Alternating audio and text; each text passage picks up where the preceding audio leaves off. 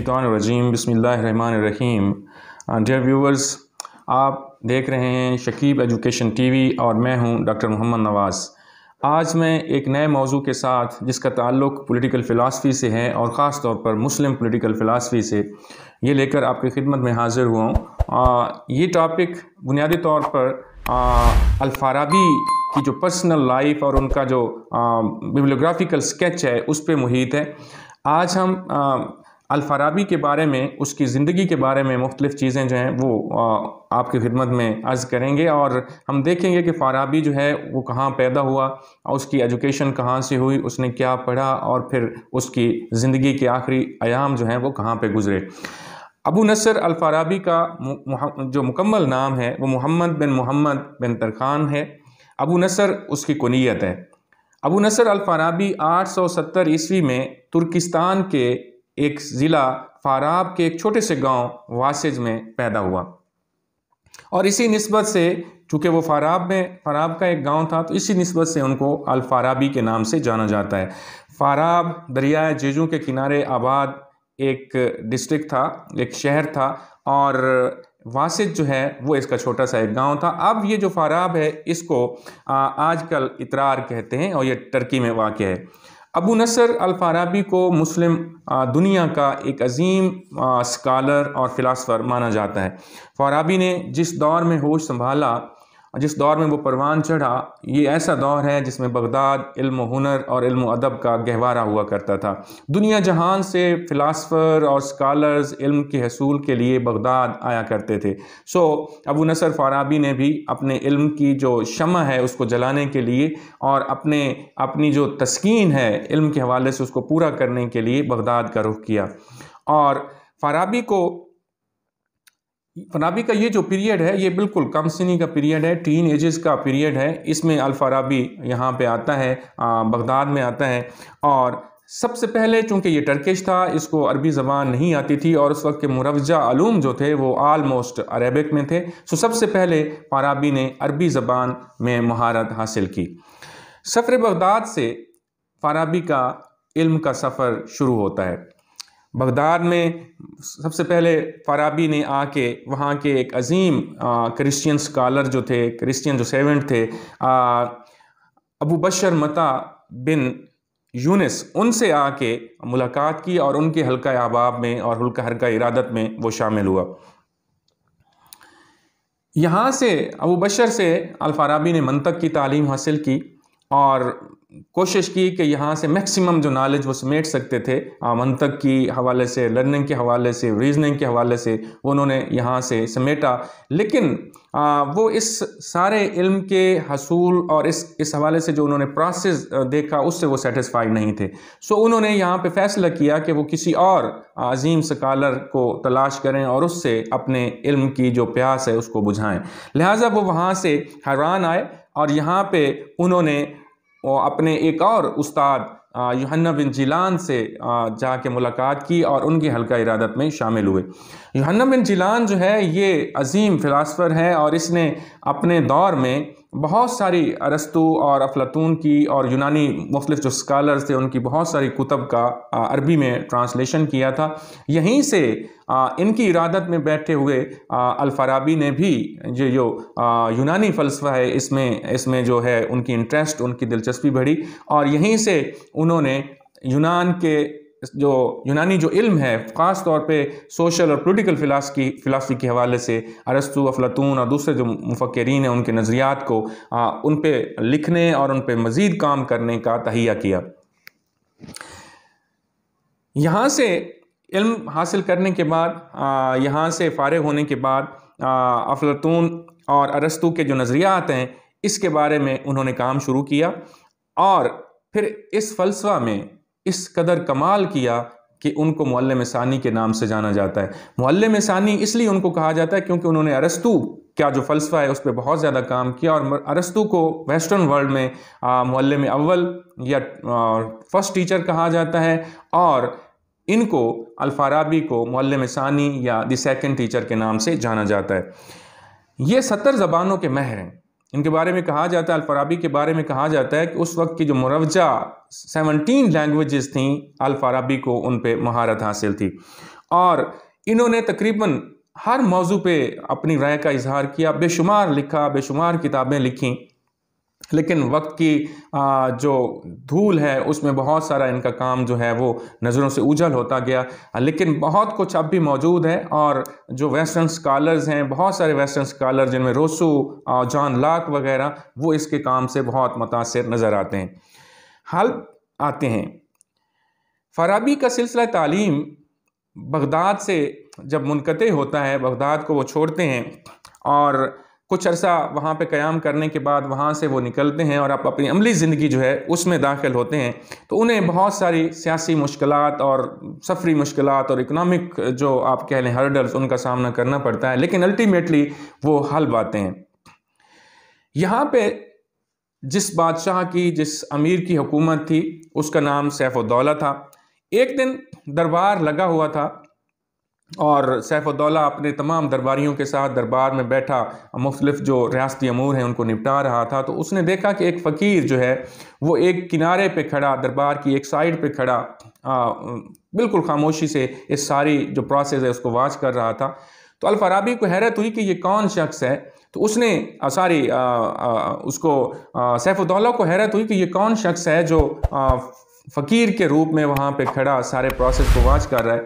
तो उसने अल-फ़ाराबी को अपने पास बुलाया। तो अल-फ़ाराबी दरबारियों को चीरता हुआ सीधा सैफुद्दौला के पास गया और उसको जगह छोड़ने का कहा।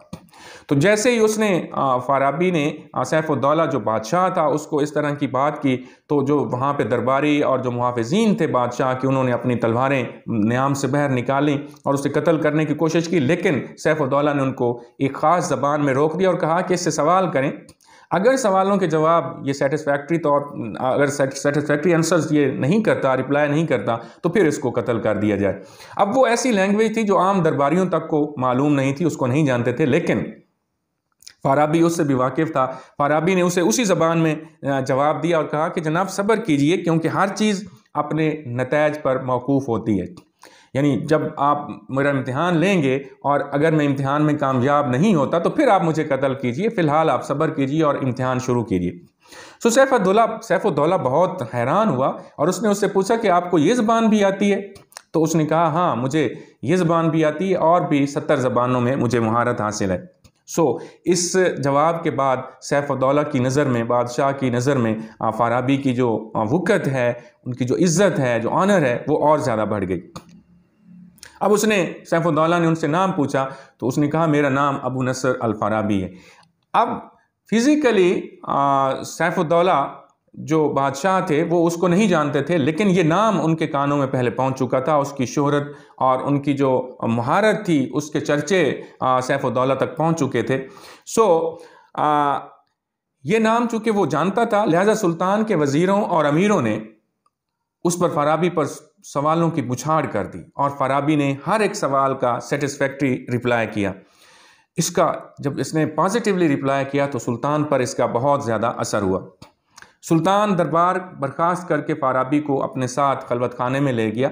वहाँ पे फ़ाराबी ने सुल्तान को मौसीकी जो है उससे भी, चूँकि मौसीकी का भी ये माहिर था, मौसीकी का इल्म जो है उसमें भी इसको महारत थी, और तो इसने वहाँ पे अपने मौसीकी के फ़न के जौहर दिखाए और इससे बादशाह जो है वो और ज़्यादा मुतासिर हुआ। और यहाँ पे इसने मुख्तलिफ लकड़ियों को जोड़कर जो मौसीकी के आलात तरतीब दी और फिर उनसे मौसीकी जो है उसको बजा के बादशाह के सामने पेश किया। तो बादशाह को इसकी इस महारत पे भी अब बहुत ज़्यादा जो है वो हैरत ज़दा हुआ। और पहले तो लोग जो हैं इसकी इस जसारत पे बहुत हंसे, लेकिन बाद में रोने लगे और अल्टीमेटली रोते रोते सारे जो हैं वो सो गए। इसके बाद फ़ाराबी को सुल्तान सैफुद्दौला के दरबार में बाकायदा जगह मिल गई और वो एक अरसा तक दरबार से मुंसलिक रहा और वो 4 दिरहम रोज़ाना के हिसाब से उजरत लेता था। इन्हीं में से अपनी ज़रूरत को पूरा करता था। इसने हमेशा बेसूद मनाज़रों, जो उस दौर में आम तौर पे बगदाद में ये मुख्तलिफ़ किस्म के जो एकेडमिक एक्टिविटीज़ होती थी, एकेडमिक तो उनको नहीं कहना चाहिए बल्कि उन्हें वो मुसलमानों के ज़वाल का सबब बनी, तो उसमें लोग मुलव्वस हो रहे थे। तो इसने उन चीज़ों को उन चीज़ों पर गौर नहीं किया और लिखने लिखाने तसानीफ़ जो हैं उसकी तरफ अपना रुझान बढ़ाया और अपने आप को मशगूल रखा तसनीफ़ व तालीफ़ में। दुनिया में 4 हकीम बड़े मारूफ हैं। 2 तो कबल इस्लाम हैं, जिनमें एक अरस्तु का नाम आता है और दूसरा उसका शागिर्द जो है सिकंदर, इनका नाम है। और 2 आलम इस्लाम में बड़े मारूफ हैं, एक अल-फाराबी है और दूसरा अबू सीना। ये 2 नाम जो हैं ये इस्लाम के जो इस्लामिक जो वर्ल्ड है उसमें इन दोनों का बड़ा नाम है। लेकिन जो इल्मी हैसियत अल-फाराबी को हासिल है वो अबू सीना को भी हासिल नहीं हो सकी, चूँकि जो अमली काम है, जो अमली नज़रियात हैं और जो अमली फ़िलासफ़ी पेश की अल-फाराबी ने, उसी को पढ़ा अबू सीना ने और उससे इस्तिफ़ादा किया। सो इसीलिए इसको मुअल्लिम सानी कहा जाता है, क्योंकि ये अरस्तु का जो सारा मटेरियल है, अरस्तु के जो काम है उसकी जो तफसीर और शरह लिखी इसने अल-फाराबी ने, उसको अबू सीना ने पढ़ा और इसीलिए अबू सीना ने ही इनको मुअल्लिम सानी कहा। इसीलिए आलम इस्लाम में ये पहला जो स्कॉलर है जिसको मुअल्लिम अव्वल कहा जाता है, जिसको फर्स्ट टीचर कहा जाता है, वो अरस्तु है। और आलम इस्लाम में दूसरा जो मुअल्लिम सानी के नाम से मारूफ हुई शख्सियत वो अबू नसर अल-फाराबी हैं। अबू नसर अल-फाराबी ने बेशुमार काम किया, बहुत सारी किताबें लिखी। जैसे मैंने पहले अर्ज़ किया कि किताबों की तादाद जो है वो बहुत ज़्यादा है, और लेकिन ज़माने की गर्दिश और ज़माने का जो अपना एक तरीक़ाकार होता है उसमें बहुत सा काम जो है वो नज़रों से गायब हो गया। लेकिन अब भी फ़ाराबी का बहुत सा काम जो मंतक पे है, साइंस पे है, तबियात पे है, फ़ल्कियात पे है और नफ्सियात पे है, रियाजी पे है, मौसीकी पे है, बेशुमार काम है फ़ाराबी का जो उन्होंने दुनिया के सामने पेश किया। और आज भी इसी वजह से फ़ाराबी का नाम दुनिया में ज़िंदा है। लेकिन यहाँ पे मैं ये बात वाज़ेह करता चलूँ कि चूँकि हमारा अगला जो सिस्टम है, हम आगे जो बढ़ेंगे तो यकीनन हम पॉलिटिकल साइंस और पॉलिटिक्स के हवाले से बातें करेंगे और इसकी जो पॉलिटिकल थीरीज़ है उनकी बात करेंगे। तो इस हवाले से फ़ाराबी का जो काम है, जो पॉलिटिकल साइंस और पॉलिटिक्स के हवाले से हमारे लिए इम्पॉर्टेंट है, वो मैं आपके खिदमत में अर्ज़ ज़रूर करूँगा। उनमें एक नाम जो उसकी किताब है समरी ऑफ द प्लेटोज़ लॉ, एक ये पॉलिटिक्स पे उसकी किताब है। उसके बाद है सियासतुल मदनिया, ये एक बड़ी मारूफ किताब है जो पॉलिटिक्स पे उन्होंने लिखी। इसके अलावा मदीनतुल फाजिला, बल्कि आरा अहलुल मदीनतुल फाजिला, ये एक किताब है। इसके अलावा जवामिउस सियासत, ये एक उनकी किताब है। और इज्तिमाउल मदनिया, ये उनकी किताब है जिनका ताल्लुक़ पॉलिटिकल साइंस से है, जिनका ताल्लुक़ पॉलिटिक्स से है। सो इंशाअल्लाह हम अपनी अगली क्लास में इन किताबों में जो उनकी फ़िलासफ़ी दी गई है उसको मद्देनज़र रख के उनके मुख्तलिफ जो फ़िलासफ़िकल और पॉलिटिकल कॉन्सेप्ट्स हैं उनको एक एक लेक्चर में एक एक कॉन्सेप्ट पे हम बात करेंगे और इंशाअल्लाह इससे आपको बहुत फ़ायदा होगा। So thank you so much. Allah bless you all.